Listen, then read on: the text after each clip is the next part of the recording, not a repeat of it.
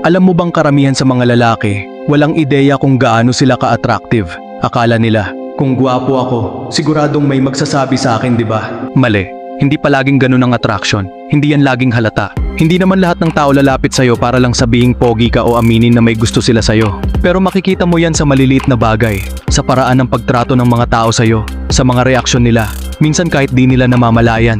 Kaya ngayon, pag-uusapan natin ang 5 signs na mas attractive ka pala kaysa iniisip mo. Kung kahit isa lang dito ang naranasan mo, malamang matagal mo nang ina-underestimate ang sarili mo. Sign number 1, madalas kang titigan pero agad namang lumingon palayo. Isipin mo to, naglalakad ka sa mall, sa hallway ng school, o kahit sa kalye. Wala kang pakialam, busy ka sa iniisip mo, pero biglang may napansin ka, may nakatingin sa'yo. Pero bago ka pa makareact, boom! Biglang lingon sa kabila, kunyari walang nangyari. At hindi lang isang beses, paulit-ulit. Iba't ibang tao pero pare-parehong reaksyon. Kung napapansin mo to, malamang iniisip mo lang na nagkataon lang o baka may dumi ka lang sa muka. Pero ang totoo, hindi yan aksidente.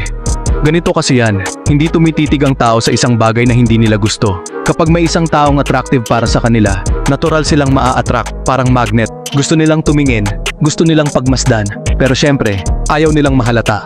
Kaya anong ginagawa nila? Sisilip saglit, titingin habang di ka nakatingin, pero pag nahuli mo, panic, look away, act normal. Minsan pa nga, kahit grupo sila, makikita mong may isang nagtititigan sa'yo, tapos biglang tatalikod sabay bulungan yung kasama niya. Alam mo na yon. Instinkto ng tao, kapag gusto nating tingnan ng isang bagay pero ayaw nating mahuli, nagiging sneaky tayo. Kaya kung napapansin mong maraming ganito sa paligid mo, malaki ang chance na mas attractive ka kaysa iniisip mo. At kung hindi mo pa ito napapansin, simula ngayon, maging observant ka. Baka matagal mo nang di napapansin na marami na palang palihim na tumitingin sa'yo. Sign number 2, iba ang pagtrato sa'yo ng mga tao, lalo na ng strangers. Napansin mo na ba? Minsan parang mas mabait ang mga tao sa'yo kumpara sa iba. Sa cashier, biglang extra ngiti at parang mas masaya silang kausap ka. Sa daan, may mga taong mas matagal kang tinitingnan bago lumingon palayo. Kapag papasok ka ng pinto, may taong hahawak dito mas matagal para lang mapasalamatan mo sila. At eto pa, parang mas madalas kang binibigyan ng benefit of the doubt. Yung ibang tao, pinapagalitan ng teacher o boss, pero ikaw, nakakalusot minsan. Yung iba, kailangang mag-effort para mapansin, pero ikaw, kahit di mo sinasadya, parang natural lang. Bakit ganito? Ang sagot dyan, the halo effect. Pag maganda ang itsura o aura mo, automatic na nag-a-assume ang utak ng tao na mabuti kang tao. Mas friendly, mas approachable, mas competent, kahit wala ka pang ginagawa. Hindi nila ito sinasadya. Subconscious to. Kaya madalas, di mo rin agad napapansin na mas special ang pagtrato sa'yo. At hindi lang ito tungkol sa muka. Kasama dito ang tindig mo, kung paano ka kumilos, at kung paano mo dalhin ang sarili mo. Kung madalas mong maranasan to, hindi yan swerte lang. Sign yan na mas attractive ka kaysa iniisip mo. Sign number 3, madali kang natatandaan kahit isang beses ka lang nilang nakita. Napansin mo na ba yung mga taong biglang babati sa'yo? Pero ikaw naman ang nagtataka kung saan mo sila nakita. Yung cashier sa tindahan biglang, uy, ikaw ulit. Kahit minsan ka lang bumili doon, may lalapit sa'yo sa school o trabaho at sasabing, naalala kita. Magkasama tayo dati sa ganitong event. Pero ikaw wala talagang maalala. Kahit sa social media, may mga taong nakakita lang sa'yo isang beses. Pero pag nag-pop up ulit ang profile mo, alam na agad nila kung sino ka. Bakit ganito? Simple lang, hindi ka madaling makalimutan. Karamihan sa mga tao, background characters lang. Natatandaan lang sila kung may malakas silang dating o may ginawa silang kakaiba. Pero ikaw, natural kang tumatatak. At hindi lang to tungkol sa itsura.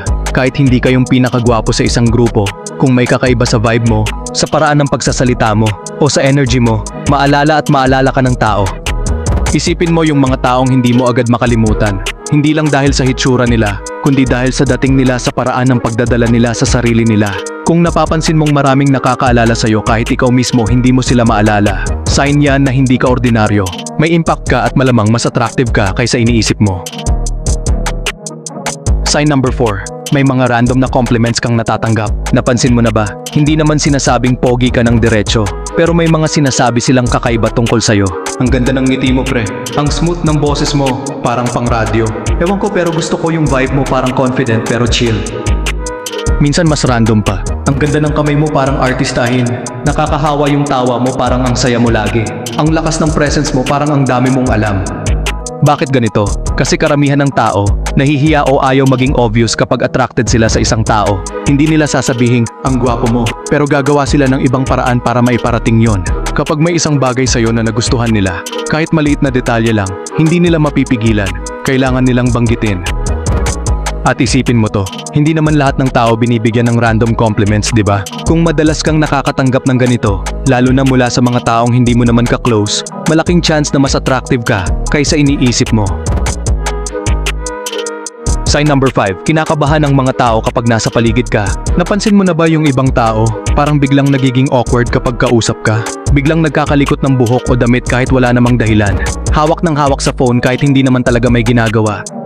Minsan tatawa sa mga joke mo kahit hindi naman ganun ka-funny. O kaya naman, biglang nauutal at hindi alam ang sasabihin. Kung na-experience mo to, hindi ibig sabihin na weird ka o intimidating. Ang totoo, na-attract sila sa'yo. Ganito kasi yan, kapag gusto mo ang isang tao, nagiging super conscious ka bigla. Iniisip mo kung tama ba ang sinasabi mo, kung okay ba ang itsura mo, kung may mali ka bang ginagawa. At dahil dito, nagiging clumsy o tense ang body language nila. Minsan hindi nila ito namamalayan, pero ikaw, makikita mo na lang na parang hindi sila mapakali. Madalas itong mangyari lalo na kung may natural kang presence at dating.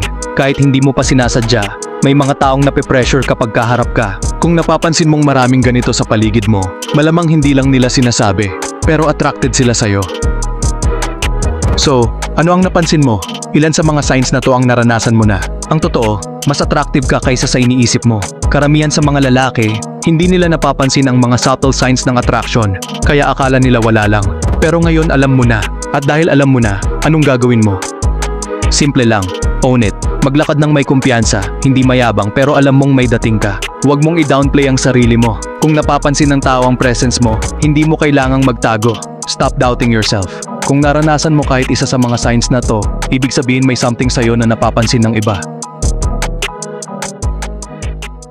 At kung umabot ka hanggang dito, malamang relate ka, kaya alam mo na ang gagawin.